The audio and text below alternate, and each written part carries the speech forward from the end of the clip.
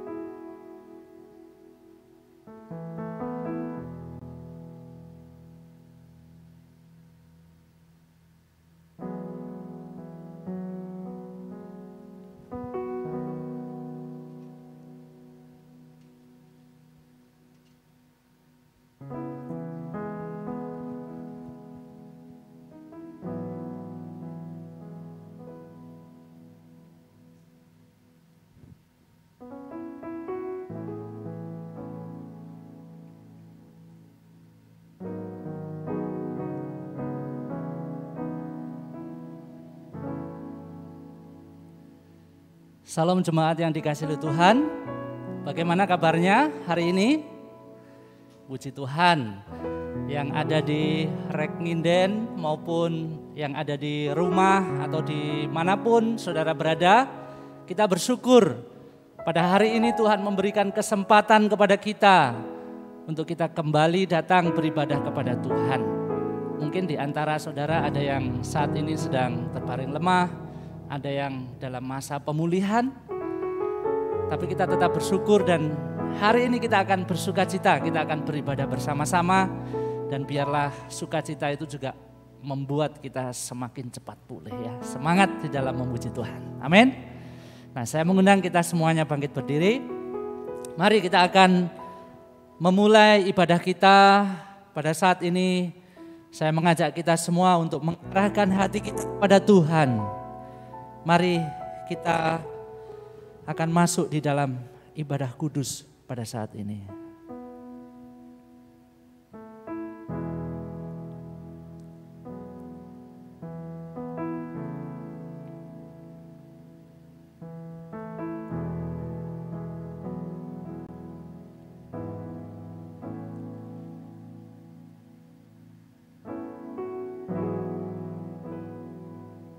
Hanya karena anugerah Tuhan kami dilayakkan untuk menghampiri tahta kudus-Mu. Hanya karena anugerah Tuhan saat ini kami boleh masuk dalam pelataran-Mu. Kami akan memuji, meninggikan nama-Mu Tuhan. Kami juga akan mendengarkan kebenaran firman-Mu. Tuhan, pada saat ini kami membuka ibadah ini di dalam nama Allah Bapa, Putra dan Roh Kudus. Kiranya Tuhan yang akan hadir di tengah-tengah kami, nama Tuhan yang akan dimuliakan dalam ibadah ini dari awal sampai akhirnya. Amin.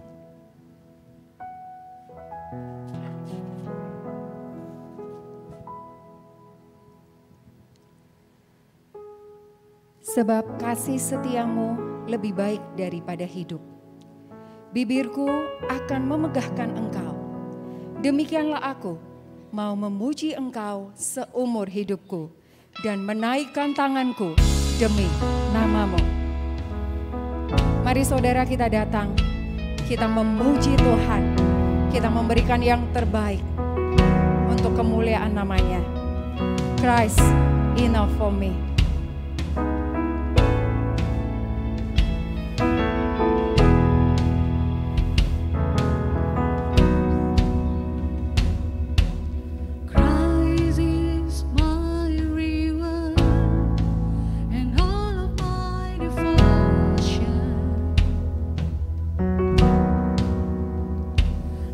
There's none this world that could ever satisfy. Through every trial, my soul will sing, no turning back. I've been set free. Christ is enough for me.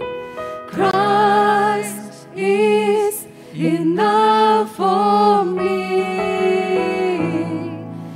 Everything I need is in you. Everything I need.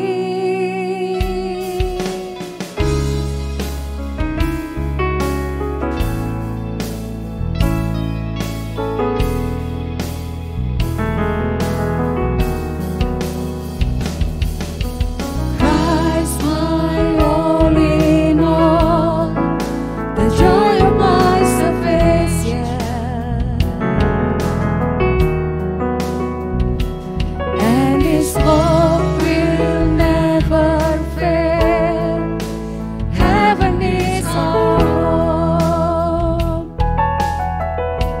Through every storm, my soul will sing. Jesus is here, to God be the glory. Christ is enough for me. Christ is enough for me. Everything I need is in you. Everything I need. Christ is enough for me.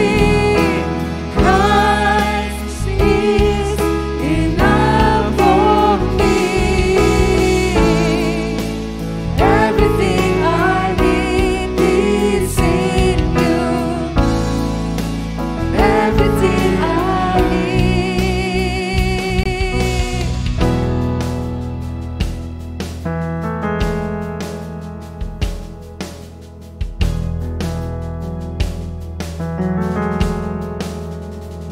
I have decided to follow Jesus. No turning back. No turning back. The cross before me, the world behind me. No turning back.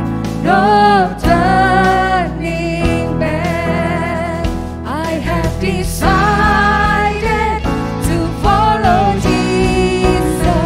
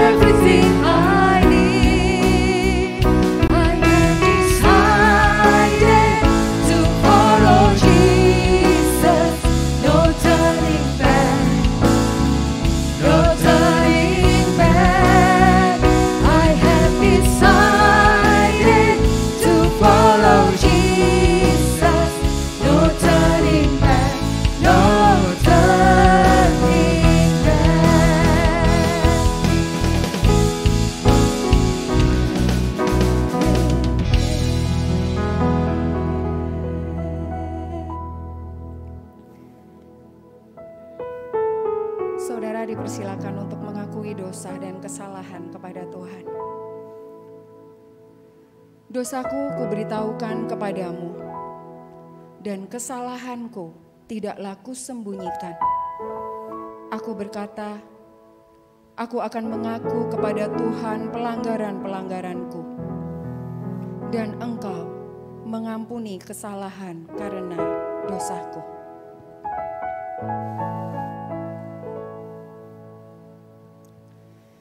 Terima kasih Tuhan.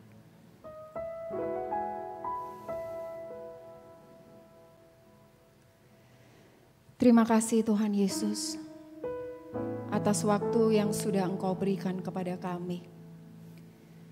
Terima kasih Tuhan, di tengah keadaan dunia yang tidak menentu, Engkau masih menjaga kami. Terima kasih Tuhan, anugerah-Mu begitu besar. Engkau masih mau menjaga, Engkau masih mau menebus dosa kami. Kami sungguh bersyukur Bapa punya Allah seperti Engkau. Kami tidak pernah khawatir hari esok kami. Terima kasih Tuhan. Pimpin setiap kami, agar kami semakin hari, semakin rindu untuk menyenangkan hati Tuhan. Biarlah ibadah pada pagi hari ini hanya nama Tuhan saja dipermuliakan. Di dalam nama Tuhan Yesus kami berdoa dan mengucap syukur. Amin. Mari bersama-sama kita mengikrarkan pengakuan iman Nisea Konstantinopel yang berbunyi demikian. Aku percaya kepada satu Allah, Bapa yang Maha Kuasa, pencipta langit dan bumi, dan segala yang kelihatan dan yang tidak kelihatan. Dan kepada satu Tuhan Yesus Kristus, satu-satunya anak Allah yang diperanakkan dari Bapa sebelum alam semesta. Allah dari Allah, terang dari terang. Allah yang sejati dari Allah yang sejati. Diperanakkan bukan dicipta. Sehakikat untuk siapa, oleh siapa segala sesuatu dicipta. Yang untuk kita manusia dan untuk keselamatan kita telah turun dari sorga dan diinkarnasikan oleh Roh Kudus dari anak darah Maria dan dijadikan manusia. Ia telah disalibkan juga bagi kita di bawah pemerintahan Pontius Pilatus. Ia menderita dan dikuburkan, dan pada hari ketiga ia bangkit kembali sesuai dengan kitab suci dan naik ke sorga dan duduk di sebelah kanan Bapa. Dan ia akan datang kembali dengan kemuliaan untuk menghakimi orang yang hidup dan yang mati, yang kerajaannya takkan berakhir. Dan aku percaya kepada Roh Kudus, Tuhan dan pemberi kehidupan, yang keluar dari Bapa dan Anak, yang bersama-sama dengan Bapa dan Anak disembah dan dimuliakan, yang telah berfirman dengan perantaraan para nabi. Dan aku percaya satu gereja yang am dan rasuli. Aku mengakui satu baptisan untuk pengampunan dosa, dan aku menantikan kebangkitan orang mati dan kehidupan di dunia yang akan datang. Amin. Siapakah Allah seperti Engkau yang mengampuni dosa dan yang memaafkan pelanggaran dari sisa-sisa miliknya sendiri, yang tidak bertahan dalam murkanya untuk seterusnya, melainkan berkenan kepada kasih setia. Mari bersama-sama kita ungkapkan rasa syukur kita yang mengungkapkan sukacita kita pujikan. Sukacita melimpah.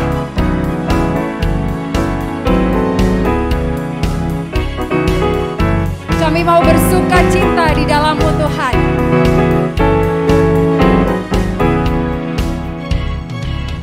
Takkan ku izinkan ketakutan, karena imanku pada Yesus Tuhan. Tak ada alasan tawar hati, karena Yesus ada di sini. Ku percaya firman Tuhan sanggup menghidupkan dan melihat sukacita dalam Tuhan melimpah, melimpah.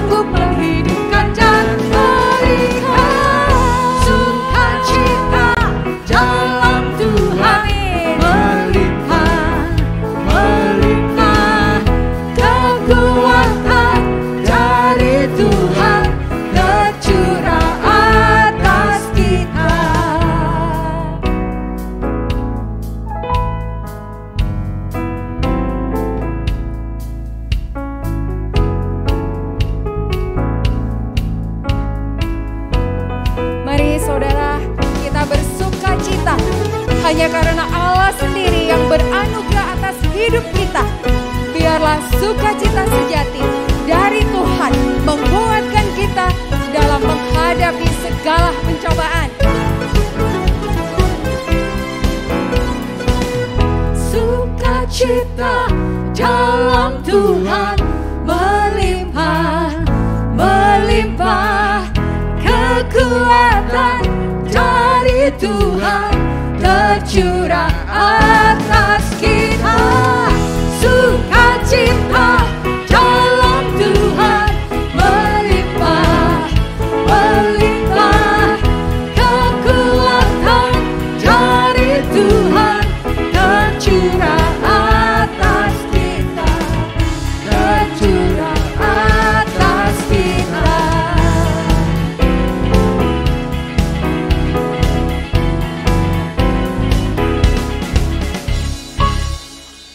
Haleluya. Sungguh luar biasa Allah kita. Tiba waktunya kita akan mendengarkan firman Tuhan. Mari kita siapkan hati kita. Yesus segala-galanya di dalam hidupku.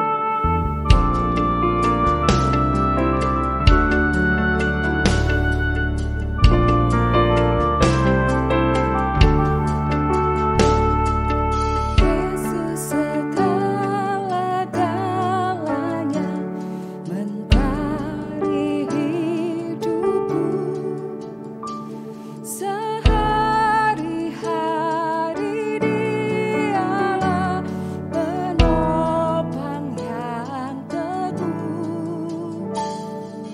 Bila ku susah berkesan, aku pergi kepadanya. Sandaranku, penghiburku, sobatku.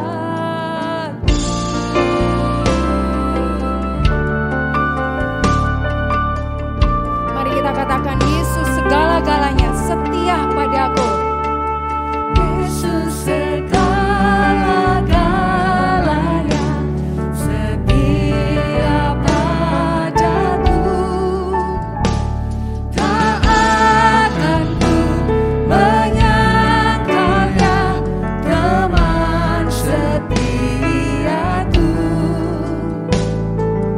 Bersamanya tetap sesat, Ia menjagaku tetap.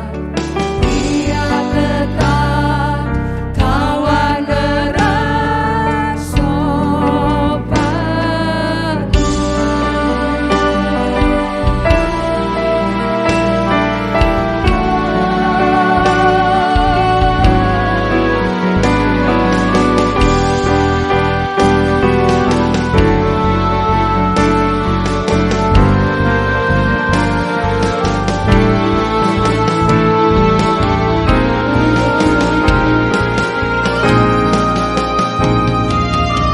Yesus segala-galanya, temanku terdekat.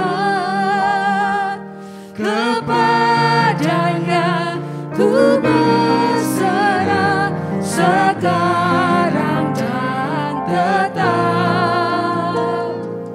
Hidupku indah mulia, bersamanya bahagia. Hidup kekal karena kenal sobatku. Hidup kekal karena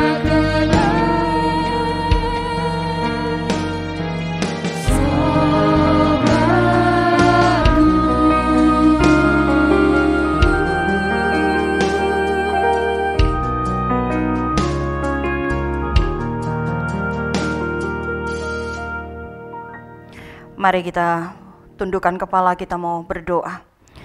Kami bersyukur untuk karya keselamatan di dalam Engkau, Tuhan Yesus Kristus. Kami bersyukur karena Engkau menjadikan kami sahabat. Kami bersyukur untuk semua karya-Mu yang begitu sempurna di kayu salib yang memungkinkan kami ada hingga hari ini.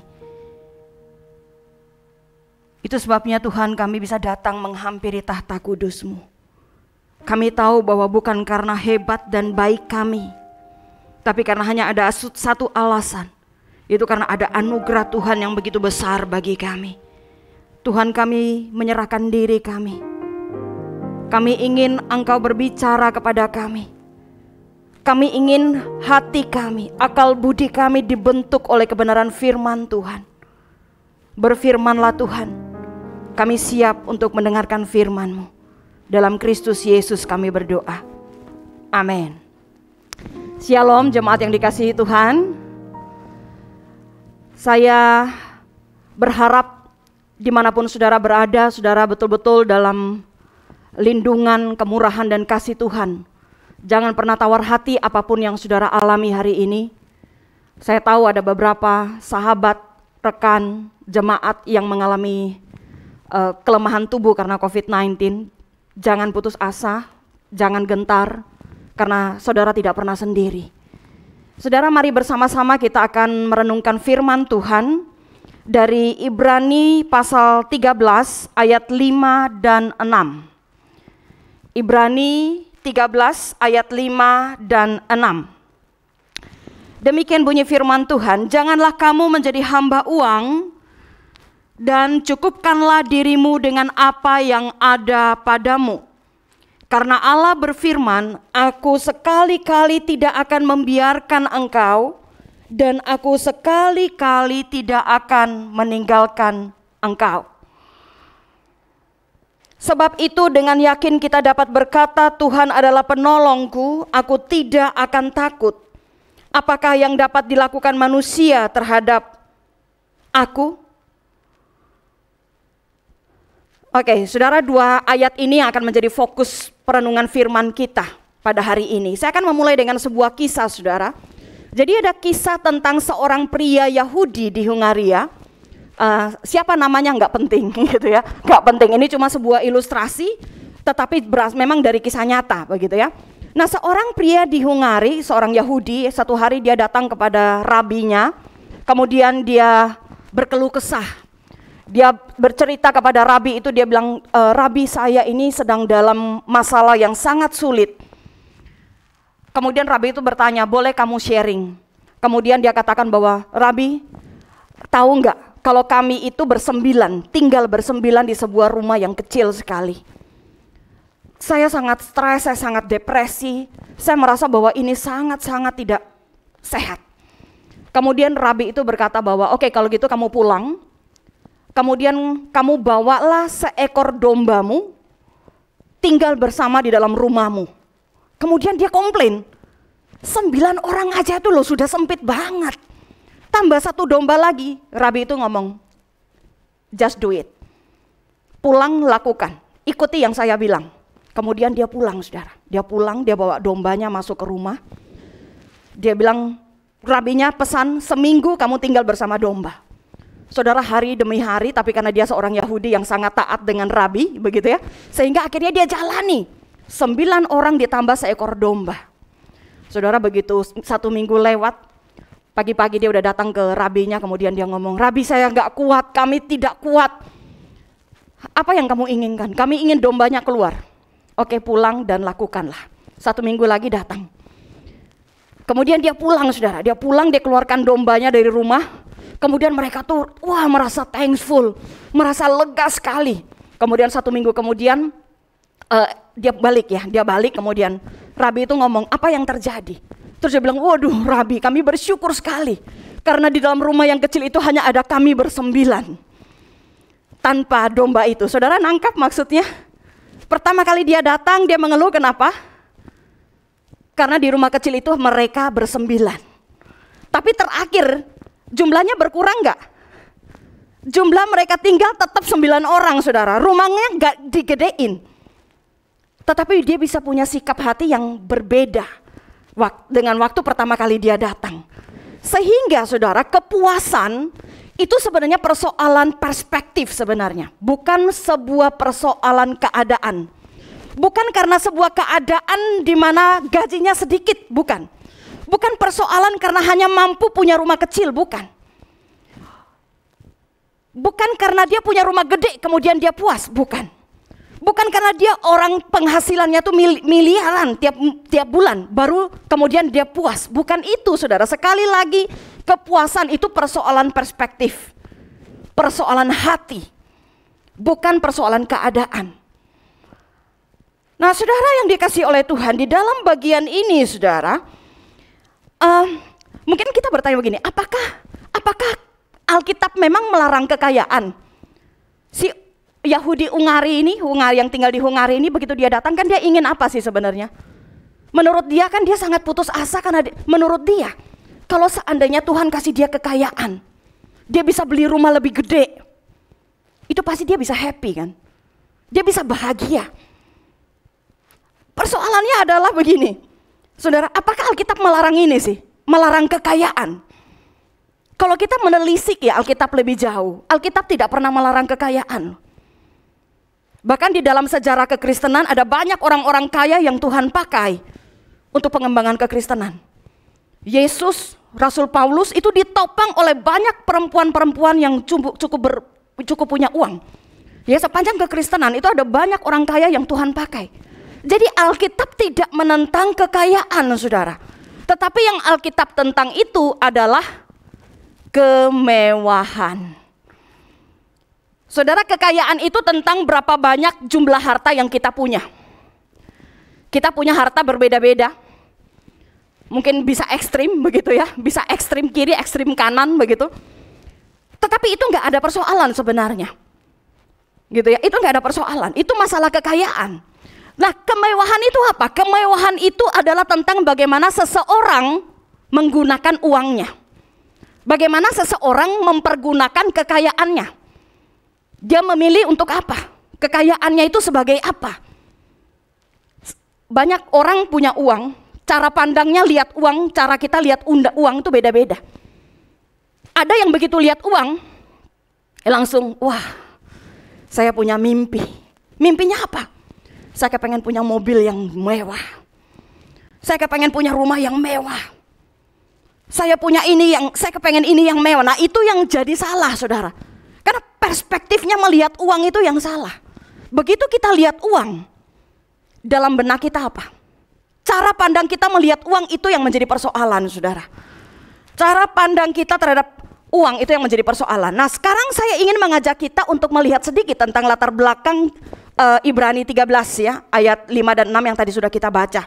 Saudara, di dalam teks itu atau ya di dalam masa itu, sebenarnya ada banyak orang Kristen, ada banyak orang percaya yang pada waktu itu sedang mengalami penganiayaan. Jadi mulai dari Yesus naik ke surga, masa para rasul, sampai abad-abad yang ketiga, abad keempat, itu orang Kristen banyak mengalami penganiayaan. Nah, secara khusus Ibrani ini berarti itu masih abad 1 ya. Itu ada banyak sekali penganiayaan orang Kristen di sana. Sehingga orang Kristen mereka terpaksa harus meletakkan pekerjaan mereka, harus meletakkan harta mereka, warisan mereka untuk melarikan diri. Gitu ya, untuk melarikan diri.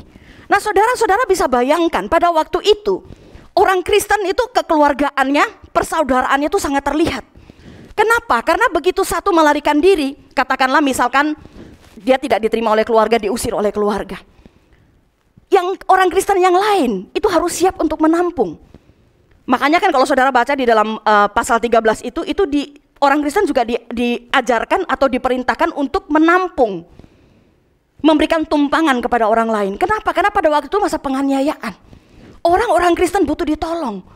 Bahkan termasuk uang, termasuk kekayaan itu harus dipakai untuk menolong sesama pada waktu itu. Saudara bayangkan kalau pada masa itu orang kemudian memikirkan kemewahan. Yang mereka pikirkan itu adalah uang. Saya yakin bahwa mereka tidak punya waktu, ya. Mereka tidak punya waktu untuk merawat saudara-saudaranya di dalam Kristus. Kenapa? Karena kalau kita mikirnya itu uang, perspektif kita itu uang itu untuk memuaskan kita, meningkatkan gaya hidup kita. Kita nggak akan pernah punya space, ruang untuk melayani orang lain. Kenapa? Karena untuk diri sendiri saja sudah nggak cukup kan? Sehingga di dalam masa-masa yang sulit begitu, saudara, memang ada beberapa orang yang kemudian tergoda untuk berpegang erat pada yang tersisa. Karena orang Kristen tuh pada waktu itu sangat sulit kondisinya. Nah, saudara, itu yang terjadi sehingga sehingga teks ini kemudian muncul gitu ya. Kemudian penulisnya berkata bahwa jangan kamu menjadi hamba uang. Cukupkan dirimu dengan apa yang ada padamu. Karena Allah berfirman, aku sekali-kali tidak akan membiarkan engkau. Dan aku sekali-kali tidak akan meninggalkan engkau. Saudara yang dikasih oleh Tuhan, rahasianya apa sih untuk bebas dari kemewahan? Rahasianya ada 3, saudara. Yang pertama adalah jaga hatimu dari berhala. Berhala di sini itu apa? Uang. Karena Alkitab versi Indonesia mengatakan bahwa jangan kamu menjadi hamba uang. Atau bisa juga kita bisa berkata bahwa jaga hatimu dari ketamakan. Bisa juga. Beberapa teks, beberapa versi yang lain ya. Misalnya yang literal translation, itu dia menerjemahkan, dia pakai kata di situ bukan uang, tetapi ketamakan. Jadi jaga hati dari ketamakan. Jaga hati dari berhala. Berhala apa? Uang. Kadangkala uang memang menjadi berhala kita, saudara. Kadangkala uang memang jadi berhala kita. Saudara yang dikasih oleh Tuhan, kalau kita baca perintah ini dengan baik, perintah ini sebenarnya jaga hatimu dari ketamakan atau jaga hatimu dari berhala uang. Itu pasif atau aktif? Kita udah lihat ya, jelas-jelas di situ aktif. Kita harus aktif menjaga hati. Aktif menjaga hati, artinya bahwa kita punya kendali untuk menjaga hati kita. Jadi kita nggak bisa bilang begini, aduh sorry ya, saya itu memang kelemahan saya. Jadi ya sudahlah, nggak bisa, saudara. Kita memang diberikan dengan hikmat Tuhan, dengan pimpinan Allah Roh Kudus, dengan topangan Allah Roh Kudus, kita bisa melakukan sesuatu untuk menjaga hati kita dari godaan berhala uang. Saudara yang dikasihi Tuhan, Tuhan peduli tentang gaya hidup kita, saudara. Tuhan peduli dengan perspektif kita. Sekalipun mungkin menurut dunia begini, kamu tuh bodoh banget ya. Kamu punya uang, kamu punya segalanya. Kenapa kamu memilih hidup sederhana? Kamu kan bisa pilih cara hidup yang lain. Kenapa kamu justru nyumbang begitu ya? Saya ingat ada satu kisah, sebenarnya ini kisah lama ya. Ada seorang pendeta. Saya nggak usah sebutkan namanya gitu ya. Dia adalah seorang pendeta biasa sebenarnya. Satu hari dia kemudian menuliskan buku, dan bukunya itu dia kaget sekali karena bukunya itu ternyata meledak di pasaran. Meledak di pasaran, kemudian buku itu akhirnya diterjemahkan di dalam berbagai bahasa. Singkat cerita, rekeningnya itu bisa jadi banyak sekali. Begitu rekeningnya banyak sekali, dia tuh kumpulkan istrinya dan anaknya. Dia berkata bahwa di rekeningnya papa itu ada sejumlah uang yang sangat besar karena hasil penjualan buku. Tetapi papa mau katakan bahwa gaya hidup kita tidak akan berubah. Yang berubah adalah bagaimana kualitas pemberian kita.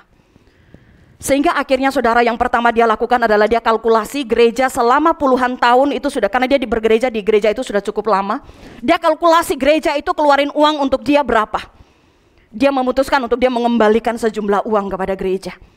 Kemudian yang kedua adalah dia punya istri, dia tahu istrinya tuh sedang bergumul, dia kepengen membuat sebuah yayasan untuk beberapa pekerjaan sosial. Dan dia langsung membangun beberapa pekerjaan sosial untuk istrinya. Dan dia berkata kepada istri dan anak-anaknya, rumah tidak akan pernah berubah. Mobil kita tidak akan berubah. Gaya hidup kita tidak akan berubah. Yang berubah adalah bagaimana cara kita melayani Tuhan. Itu yang akan berubah. Saudara, ini orang yang menjaga hati dengan aktif. Tetapi orang yang menjaga hati dengan aktif ini, saudara, memang akan dianggap bodoh oleh dunia. Dunia akan ngomong, cik bodoh sih. Aku jadi kamu loh ya. Aku akan berinvestasi begitu ya. Aku akan begini dan begitu gitu ya. Saudara, dunia mungkin kadang melihat kita bodoh dengan gaya hidup yang seperti itu, menjaga hati dari berhala. Sehingga kita tidak melihat uang itu, sekali lagi uang itu Kita bukan hambanya uang. Uang itu hambanya Tuhan. Uang itu hambanya kita. Kita yang ngatur uang, bukan uang yang ngatur kita. Dunia lihat kita bodoh, tapi Tuhan sangat peduli dengan gaya hidup umatnya. Tuhan lihat bagaimana cara kita menjaga hati kita. Saudara, ketamakan itu adalah, ini saudara, ini ya, cara melepaskan diri dari ketamakan adalah dengan mengakui bahwa Tuhan adalah pemilik atas segala sesuatu yang Anda miliki.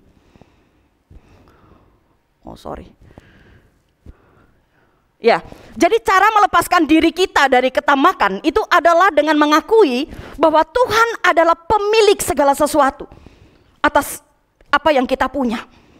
Tuhan pemiliknya, bukan kita pemiliknya.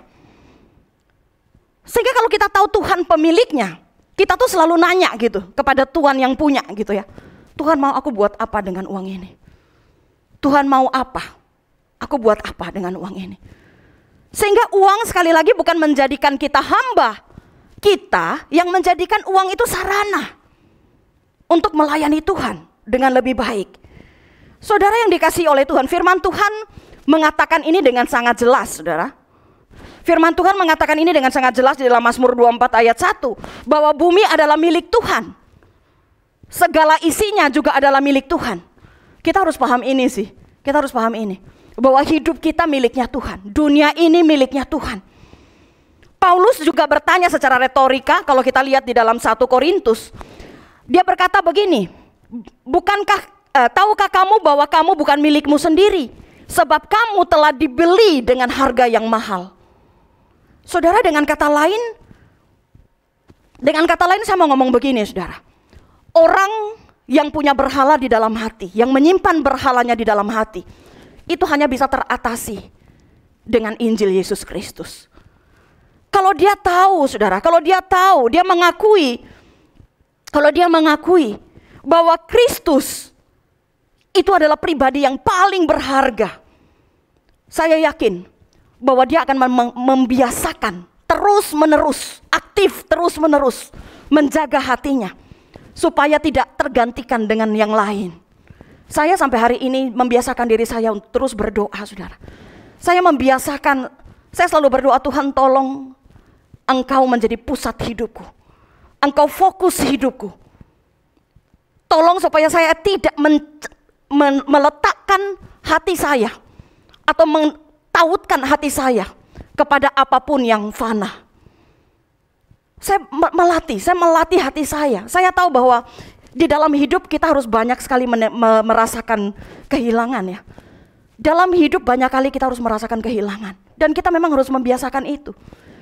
Karena gak ada yang kekal selain Kristus. Dan saya menjaga untuk itu. Saudara, di dalam hidup saya ada beberapa momen saya harus kehilangan. Dan ditanya apakah saya sedih, pasti saya sedih. Tetapi saya tahu bahwa semua itu fana. Satu hari nanti kita memang akan kehilangan yang fana. Tapi selama kita punya Kristus Yesus, engkau punya segalanya. Engkau tetap bisa puas dengan hidupmu. Saudara, seorang yang bernama George Eliot, dia berkata begini, orang yang puas tidak akan pernah miskin. Orang yang puas, menjaga hatinya tetap puas, tidak pernah miskin. Tapi orang yang tidak puas, tidak pernah bisa kaya. Ini menurut saya ini dalam sih ya. Ini dalam sih. Orang yang puas tidak pernah miskin. Misalnya saya ya, contoh. Saya mengalami kepuasan di dalam Kristus. Dan ini bukan hanya contoh, tapi memang benar-benar saya mengalami itu.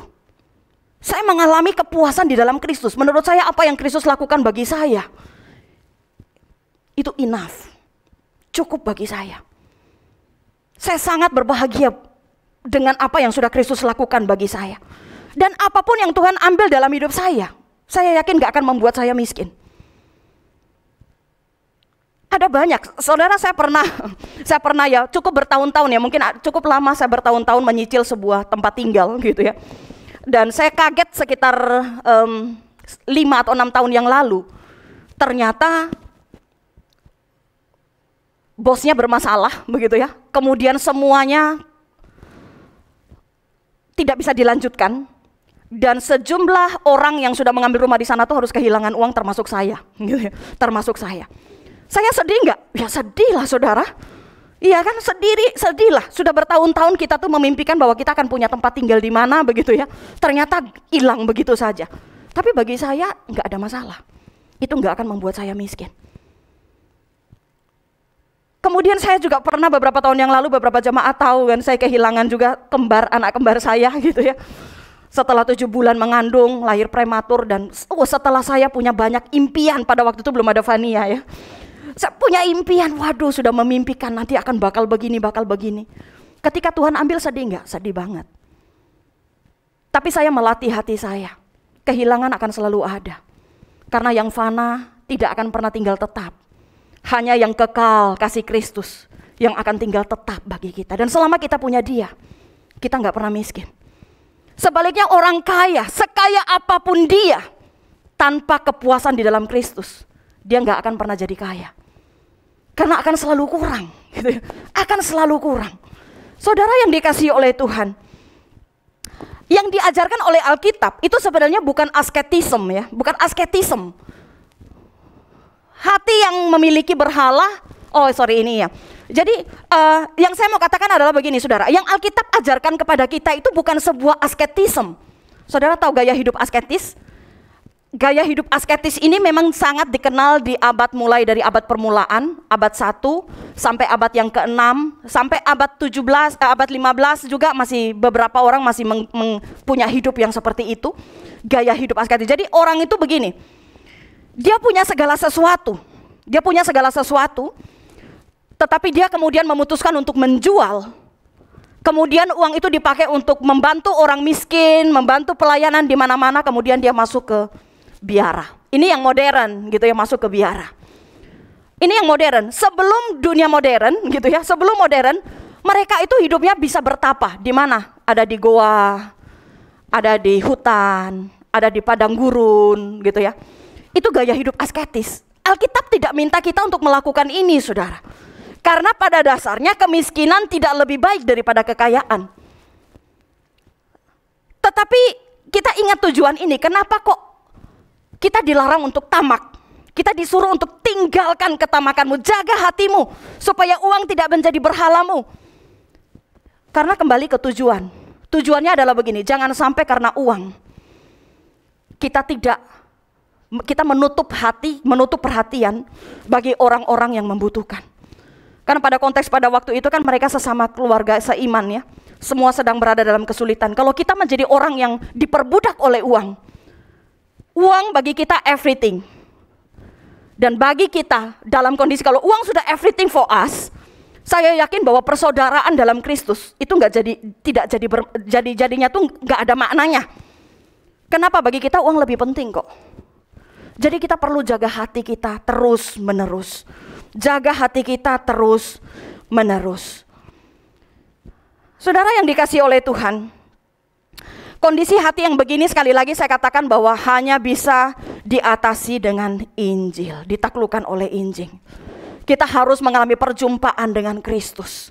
Kalau sampai hari ini, saudara mungkin ada di antara saudara yang berkata bahwa kok saya masih seperti itu ya? Bagi saya uang segalanya.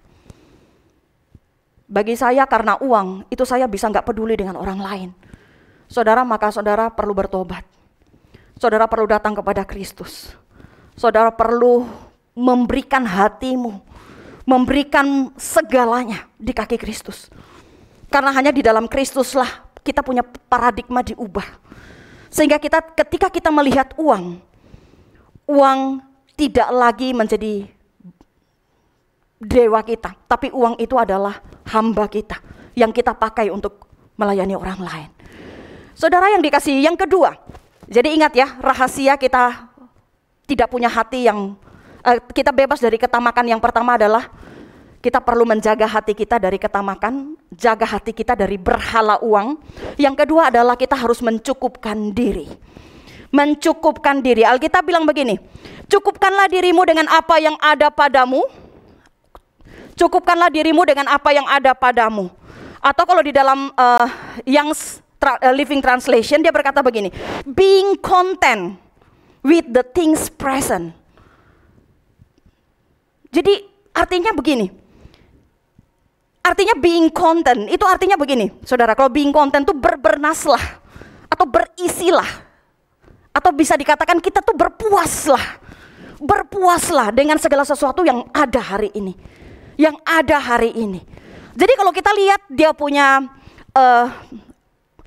kalimat, saudara. Kalau kita lihat kalimatnya di dalam teks Yunani itu ada sebuah penekanan dalam konteks sekarang. Artinya kita harus melihat sampai hari ini Tuhan sudah buat apa untuk kita. Sampai hari ini Tuhan sudah buat apa untuk kita. Nah itu harus menjadi fokus kita. Jadi fokus kita itu bukan kepada nanti ke depannya gimana, nanti ke depannya gimana. Soalnya ada banyak ibu-ibu, banyak orang tua, saudara. Mereka tidak berfokus kepada hari ini. Mereka berfokus kepada ke depan. Sampai ada sebuah kisah, saudara. Seorang ibu dia datang kepada seorang pendeta, dia berkata bahwa Pak, saya tuh sangat khawatir loh Pak. Saya sangat khawatir nanti anak saya ini nanti punya pasangan yang tidak mengasihi orang tuanya. Kemudian ditanyain sama konselor, memang anak ibu umur berapa? Umur anak saya 5 tahun Pak. Saudara, anak umur 5 tahun, tapi dia tuh udah mikirnya tuh panjang. Nah seringkali kita itu dipenuhi dengan kekhawatiran seperti itu. Saya tidak bilang bahwa menjadi orang tua kita tidak harus usahakan yang terbaik bagi anak. Kita perlu memikirkan yang terbaik bagi anak. Tapi jangan sampai kita meniadakan, kita menutup semua ruang sehingga anak itu tidak lagi punya ruang untuk bergumul dengan Tuhannya. Karena kita manusia terbatas, kita ini bisa buat apa sih? Kita justru terus berdoa supaya Tuhan membawa ini dalam sebuah experience yang luar biasa bersama dengan Tuhan. Kita kadang-kadang sebagai orang tua kan begitu ya, kepengen aduh yang begini untuk anak, nanti begini kita siapkan yang begini, siapkan yang begini. Kita lupa kalau kita ini orang yang terbatas gitu loh. Mari kita coba melihat, fokuskan diri kita. Apa yang sudah Tuhan lakukan hingga hari ini. Dan berpuaslah untuk semua yang sudah Tuhan lakukan bagi saudara. Kita harus bisa mengatakan bahwa apapun yang kita miliki hari ini, semua adalah kemurahan Tuhan. Dan itu semua cukup bagi kita. Semua itu cukup bagi kita. Nah saudara, perasaan cukup, ya bisa kita kategorikan perasaan begitu ya. Rasa cukup dalam diri kita, itu bukan sesuatu yang permanen saudara. Sehingga kita perlu terus menerus, kalau saudara lihat bentuk present, itu artinya bahwa terus menerus. Terus menerus jaga hati supaya puas. Jadi bisa hari ini saya tuh menjadi orang yang begitu kelihatan rohani gitu ya. Kenapa? Karena saya puas dengan semua yang Tuhan buat. Tapi besok lusa belum tentu saya jadi orang yang begitu saudara. Bisa jadi tiba-tiba sudah bersungut-sungut gitu kan. Sudah bisa jadi, itu karena manusia, natur dosa manusia itu membuat kita harus selalu terus menerus waspada. Menjaga hati kita. Pastikan bahwa kita puas dengan Tuhan. Berhenti bandingkan diri dengan orang lain. Pernah nggak saudara tuh membandingkan diri dengan orang lain? Kadang nggak hamba Tuhan juga bisa kok begitu ya, membandingkan diri dengan yang lain gitu ya. Dia kok begini ya, sudah begini, saya kok begini gitu ya. Kita yang misalnya punya teman selevel, apalagi seringkali reuni begitu ya, begitu ngumpul gitu. Aduh temanku yang ini dia udah begini, dia udah punya ini, saya kok gini ya. Saudara berhenti membandingkan diri dengan orang lain. Karena Tuhan punya rencana bagi saudara berbeda dengan Tuhan punya rencana untuk mereka. Stop membandingkan diri. Kalau kita bicara tentang orang yang belajar untuk puas dengan dirinya, puas dengan semua yang Tuhan lakukan, itu adalah Paulus. Paulus berkata bahwa di dalam Filipi, dia berkata bahwa aku telah belajar mencukupkan diri di dalam segala keadaan. Paulus bilang, aku tahu kok apa itu kelimpahan, tapi aku tahu apa itu kekurangan. Tetapi aku puas di dalam Tuhan. Bukan masalah keadaan sekali lagi. Bukan masalah keadaan, tapi masalah hati. Berapa banyak kita mau menjaga hati kita, supaya hati kita tetap puas dengan apa yang sudah Allah lakukan bagi kita. Saudara, ada seorang yang bernama Helen Keller. Siapa dia? Ya, Helen Keller ini adalah, dia seorang advokat juga, saudara, seorang politisi juga, dia seorang dosen juga. Tapi tahukah saudara bahwa dia buta, dia tuli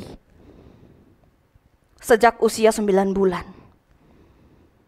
Tapi ternyata buta tuli tidak pernah membuat dia merasa tidak cukup loh.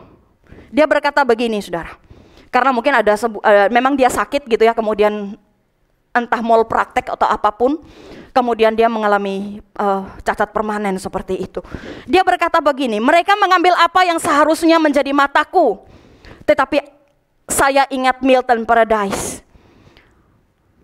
Mereka mengambil apa yang seharusnya menjadi telingaku, tapi Beethoven datang dan menghapus air mataku. Mereka mengambil apa yang seharusnya menjadi lidahku, tapi saya berbicara dengan Tuhan sejak saya masih muda. Dan dia berkata begini, Tuhan tidak akan membiarkan mereka mengambil jiwaku. Dengan memiliki itu, saya masih memiliki keseluruhannya.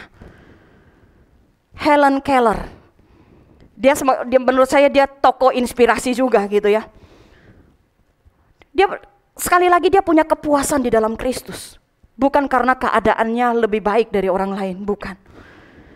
Dia cukup di dalam Kristus. Karena menurut dia punya jiwanya. Dan itu sudah lebih dari cukup. Saudara, sekali lagi kepuasan bukan tentang keadaan kita. Bukan tentang berapa banyak kekayaan yang kita punya. Tetapi tentang hati kita. Tentang bagaimana kita melihat kekayaan. Saudara, yang ketiga, saudara, yang terakhir ya. Yang terakhir adalah mempercayai Allah. Yang terakhir adalah mempercayai Allah. Yang pertama apa tadi? Jaga hati dari ketamakan, jaga hati dari berhala. Yang kedua, pastikan jaga hati untuk tetap cukup di dalam Tuhan, puas di dalam Tuhan. Yang ketiga adalah percaya janji-janji Allah. Alkitab bilang begini, di dalam ayat yang kelima ya. Karena Allah telah berfirman, aku sekali-kali tidak akan membiarkan engkau, dan aku sekali-kali tidak akan meninggalkan engkau. Membiarkan engkau, meninggalkan engkau. I never do that. Tuhan tidak pernah melakukan itu. Dan ini janji Tuhan, saudara, ini janji Tuhan. Tidak mudah memang, gitu ya. Tidak mudah memang untuk mencukupkan diri dalam segala keadaan.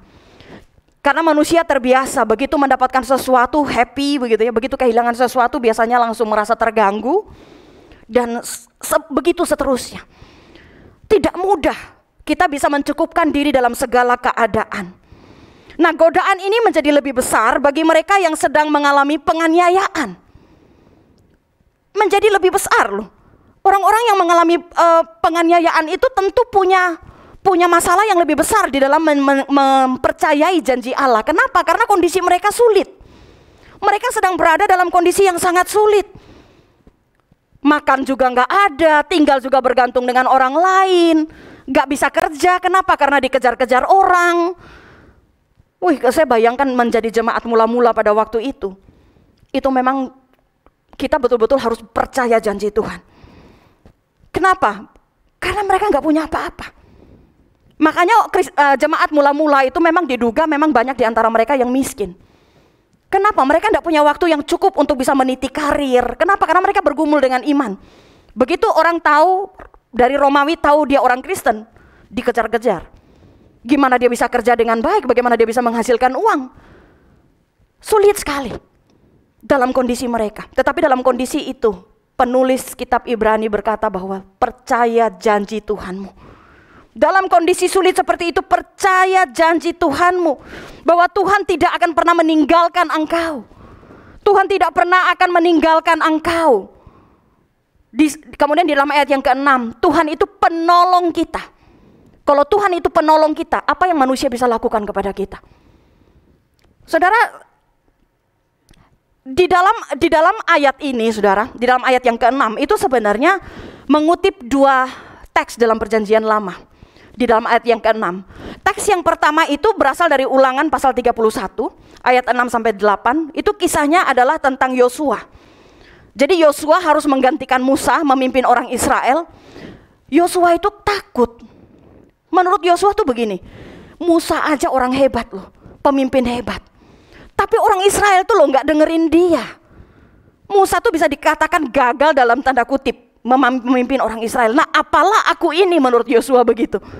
Tetapi kalau kita lihat saudara di dalam Yosua pasal 21, di akhir-akhir pelayanannya Alkitab itu justru memberikan kesaksian bahwa segala yang baik yang dijanjikan Tuhan itu terpenuhi untuk Yosua. Seorang yang berada dalam kondisi sulit. Kemudian yang kedua, saudara, contoh yang kedua itu di dalam Mazmur 118. Itu juga cerita tentang pemazmur yang sedang berada dalam tekanan musuh-musuhnya. Nah, di dalam situasi yang terjepit ini, dia meyakini, dia menulis mazmurnya, dia berkata, Tuhan di pihakku. Kalau Tuhan di pihakku, aku gak takut. Kalau Tuhan di pihakku, aku gak takut. Karena gak ada yang bisa manusia lakukan untuk aku. Tuhan di pihakku, itu cukup bagiku. Saudara yang dikasihi oleh Tuhan, kita seringkali baru merasa yakin atau percaya ketika kita punya sesuatu yang masih bisa kita andalkan, bukan? Kita tuh kalau punya sesuatu, contoh begitu, di tanggal muda kita tuh menjadi orang yang jauh lebih bisa bergairah begitu ya. Kenapa? Masih punya uang nih gitu kan, gajinya masih banyak begitu ya. Sudah sampai di akhir-akhir bulan, kita tuh jadi galau banget. Gak ada sesuatu yang bisa kita pegang, mulai galau. Beda dengan kalau misalnya kita berusaha, berjuang, usaha kita maju. Penghasilan nambah. Kita tuh tambah bergairah. Bagaimana kalau Tuhan izinkan itu mulai mundur. Langsung kayak kehilangan gitu. Mari belajar saudara. Mari belajar. Firman Tuhan hari ini mengatakan bahwa tetaplah yakin dan percaya. Bukan karena apa yang kita punya, tapi karena kita tahu bahwa Tuhan penolong kita. Mari yakin dan percaya, bukan karena kita punya sesuatu untuk bisa diandalkan, tapi karena apa yang sudah Tuhan janjikan. Kita yakin bahwa Tuhan pasti akan tepati janji-janjinya. Mari kita tundukkan kepala, kita berdoa.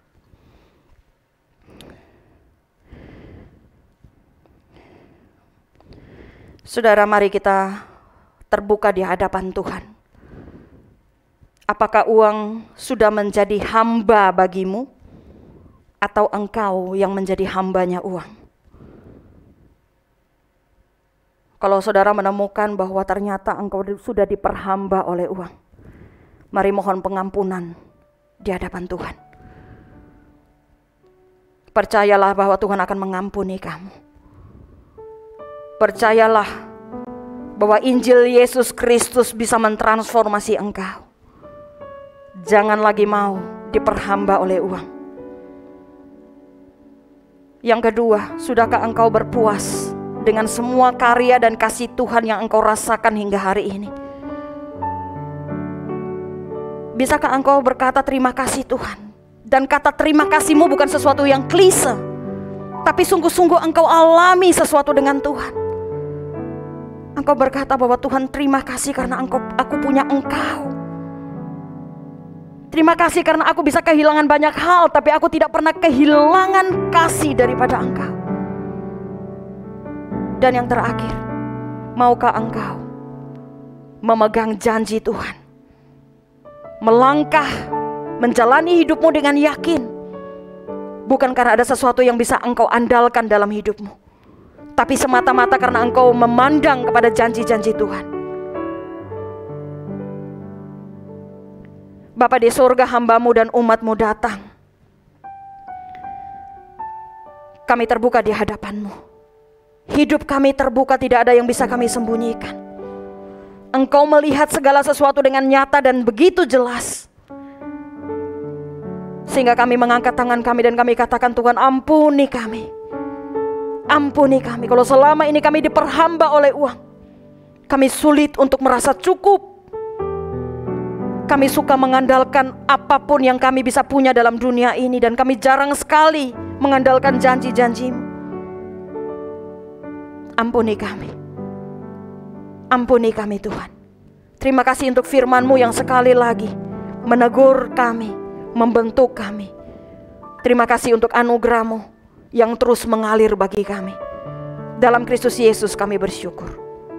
Amin.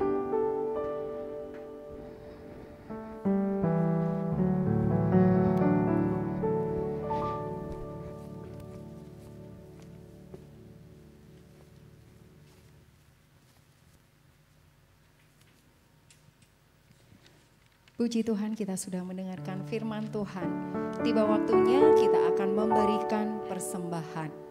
Bagi saudara yang mengikuti ibadah secara onsite, saudara bisa memberikan persembahan dengan memasukkan persembahan di dalam amplop dan nanti bisa dimasukkan ke dalam kotak yang tersedia setelah ibadah selesai. Bagi saudara yang beribadah secara online, saudara bisa memberikan persembahan melalui transfer ke rekening yang ada di layar dan juga bisa melalui scan QRIS. Mari kita memberikan persembahan yang terbaik bagi Tuhan. Hendaklah masing-masing memberikan menurut kerelaan hatinya. Jangan dengan sedih hati atau karena paksaan. Sebab Allah mengasihi orang yang memberi dengan sukacita. Di tengah segala ketakutan, keputusasaan, ingatlah betapa besar penyertaan-Nya untuk atas hidup kita.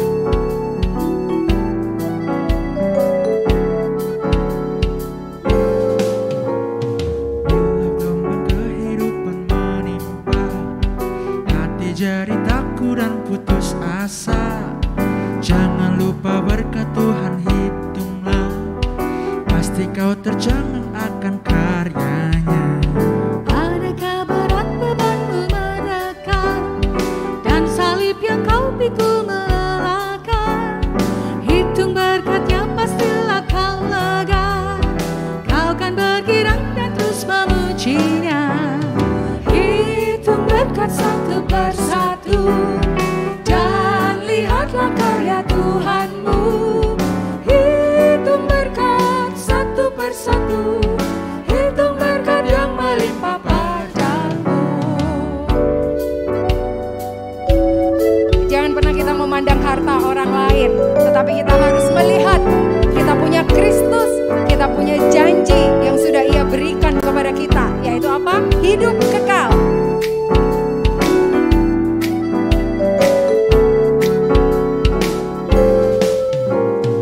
Bila kau memandang harta orang lain, ingat janji Kristus yang lebih permai. Hitung berkat Tuhan yang tak terbeli, pahala di surga yang tak terperi. Dalam pergumulanmu di dunia, jangan khawatir, Tuhan akan beserta. Dia mengirim malaikatnya menjaga, membimbing menghiburmu sampai surga. Hitung berkat. Hitung berkat satu persatu, Dan lihatlah karya Tuhanmu. Hitung berkat satu persatu, hitung berkat yang melimpah padamu. Hitung berkat satu persatu, dan lihatlah karya Tuhanmu. Hitung berkat satu persatu, hitung berkat yang melimpah padamu. Hitung berkat satu persatu, hitung berkat yang melimpah padamu.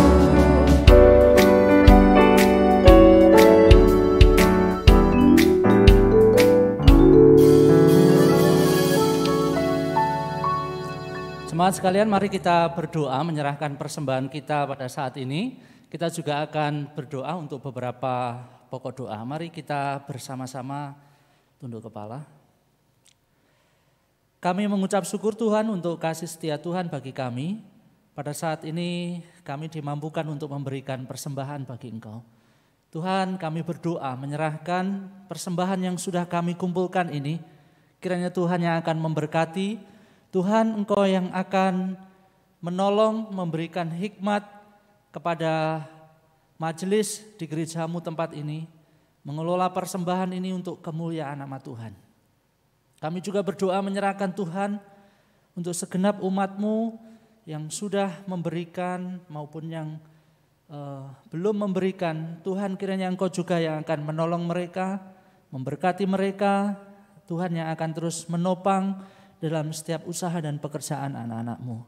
Sehingga mereka juga nanti akan memberikan yang terbaik bagi Tuhan. Tuhan Yesus, pada saat ini kami juga berdoa Tuhan, menyerahkan untuk masa-masa pandemi ini. Di akhir-akhir ini kami mendengar kabar ada kenaikan kasus COVID-19 yang begitu tajam. Tuhan, kami berdoa biarlah Tuhan yang menolong kami, Tuhan yang memimpin kami. Biarlah kami tetap bersandar kepada Tuhan, Tuhan yang akan memberikan damai sejahtera bagi kami semua. Bahkan Tuhan juga yang akan memberikan hikmat kepada kami untuk kami semakin peduli. Kami boleh menjalankan protokol kesehatan dengan baik. Kami juga boleh menjaga kesehatan kami dengan benar ya Tuhan. Kami berdoa menyerahkan Tuhan untuk pemerintah yang terus berupaya mengatasi masalah pandemi ini. Tuhan, Kau memberkati dengan segala kebijakan-kebijakan yang akan diambil. Biarlah semua itu boleh menekan laju kasus COVID ini. Dan sekiranya Tuhan mengizinkan bahkan pandemi ini boleh berakhir. Tuhan, Engkau memberikan kesadaran bagi semua masyarakat Indonesia dapat saling bahu-membahu di dalam mengatasi, memerangi virus COVID-19 ini. Tuhan Yesus, pada saat ini kami juga berdoa Tuhan, menyerahkan untuk beberapa daerah di Indonesia ini yang saat ini mengalami bencana. Tuhan, kami berdoa biarlah Engkau juga yang akan menolong pemulihan, evakuasi korban dari bencana boleh berjalan dengan baik. Kami mendengar di beberapa daerah Kalimantan yang saat ini juga sedang mengalami banjir. Tuhan, kiranya Engkau yang menolong, Engkau yang memimpin orang-orang yang ada di sana. Tuhan, berikan kekuatan, Tuhan berikan kesehatan. Pemerintah yang menangani, biarlah Engkau juga memberikan kesikapan kepada mereka, memberikan bantuan yang tepat, memberikan pertolongan yang tepat bagi saudara-saudara kami yang mengalami bencana. Tuhan, pada saat ini kami juga berdoa menyerahkan untuk pertumbuhan kerohanian umat-Mu Tuhan. Kami berdoa biarlah Tuhan yang terus menolong kami. Roh Kudus-Mu yang akan memampukan kami untuk kami terus bertumbuh di dalam kasih, bertumbuh di dalam pengenalan akan Engkau.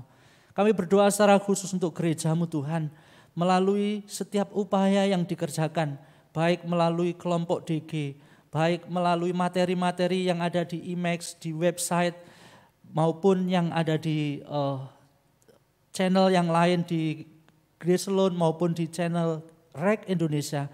Tuhan, biarlah Engkau yang memakai semua sarana ini menjadi alat untuk membantu kami bertumbuh di dalam kerohanian, semakin kuat di dalam iman, dan semakin mengasihi Engkau. Tuhan, terima kasih, kami menyerahkan Tuhan doa syafaat pada saat ini ke dalam tangan kuasa Engkau, dan di dalam nama Tuhan Yesus, Juru Selamat kami yang hidup, kami berdoa. Amin. Kita akan menyaksikan warta gereja.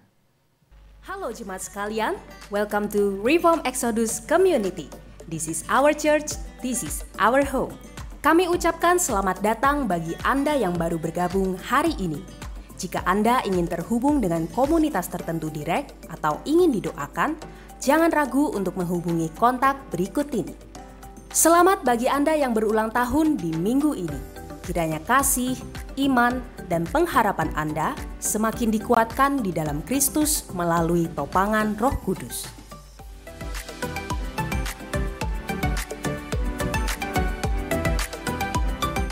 Mari luangkan beberapa menit untuk mendoakan dan mengucapkan selamat kepada jemaat REK yang akan berulang tahun di minggu depan.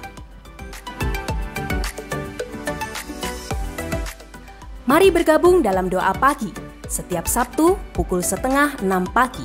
Bagi Anda yang belum tergabung dalam grup WhatsApp, silahkan mendaftar di link berikut ini untuk mendapatkan link Zoom. Bergabunglah bersama discipleship groups di setiap gereja lokal. Catat hari dan waktunya. Di tengah pandemi ini, mari kita bersama-sama bersekutu dan bertumbuh dengan sesama. Teman-teman muda, ayo bergabung dalam persekutuan online remaja dan pemuda. Info link Zoom silahkan menghubungi kontak berikut ini. Kita bersyukur karena oleh kemurahan Allah Tritunggal dan melalui dukungan doa dan dana dari Anda, proyek renovasi gedung gereja Reknginden terus menunjukkan perkembangan. Mari kita tuntaskan apa yang sudah kita kerjakan. Silakan transfer dukungan Anda ke rekening berikut ini dan jangan lupa untuk menambahkan angka 9 pada digit terakhir. Shalom jemaat Rex sekalian, sebagaimana kita ketahui, angka persebaran virus dalam beberapa hari terakhir ini terus meningkat. Saya sebagai gembala senior dari Gereja Rek ingin mengumumkan beberapa hal. Yang pertama, saya mendorong bagi Bapak Ibu Saudara yang bisa beribadah di rumah dengan nyaman dan tanpa gangguan. Kami mendorong untuk tetap beribadah di rumah bersama dengan anggota keluarga. Walaupun demikian, kalau Bapak Ibu Saudara memutuskan untuk tetap mau datang di gedung gereja, pintu selalu terbuka. Yang kedua, saya ingin mengumumkan bahwa tim Satgas COVID-19 kembali digalakkan di gereja kita. Jangan berjuang sendirian, jangan mengalami kebingungan sendirian. Kami sudah menyiapkan segala penanganannya bagi Bapak Ibu Saudara yang terpapar oleh virus ini.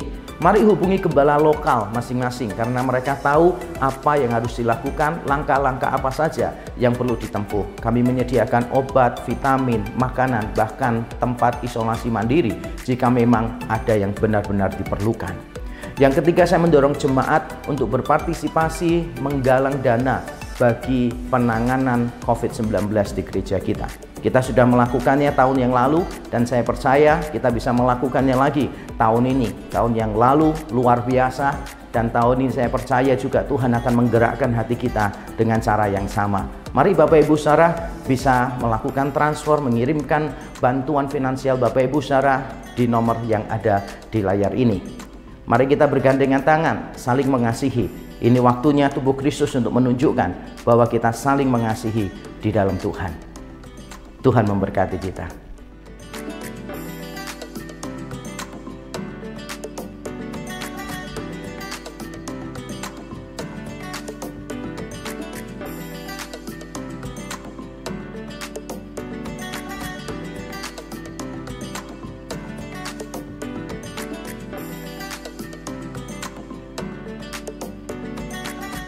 Demikianlah informasi untuk minggu ini. Marilah kita teguh berpegang pada pengakuan tentang pengharapan kita, sebab Ia yang menjanjikannya setia. God bless you and see you next week.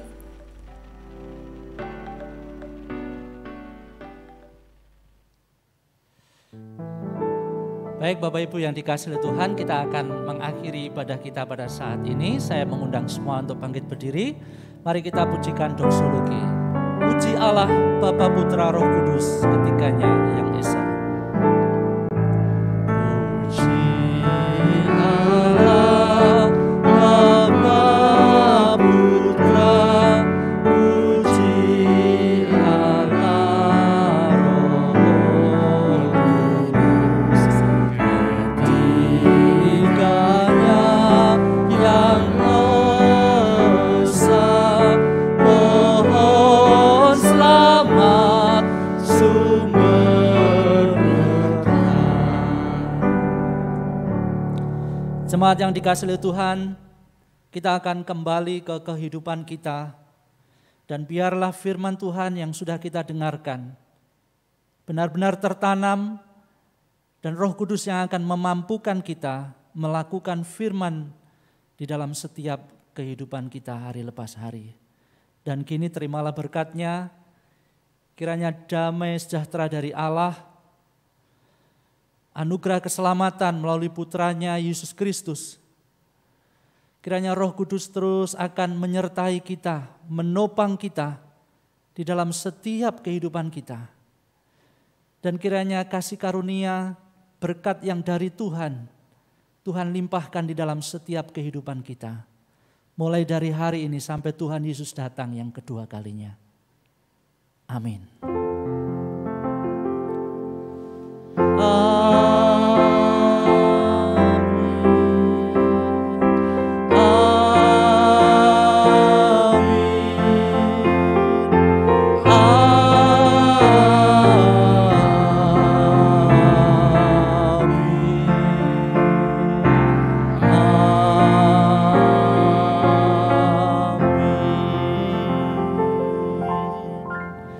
Jemaat disilahkan duduk kembali, mengambil waktu teduh, dan selamat hari Minggu, Tuhan memberkati.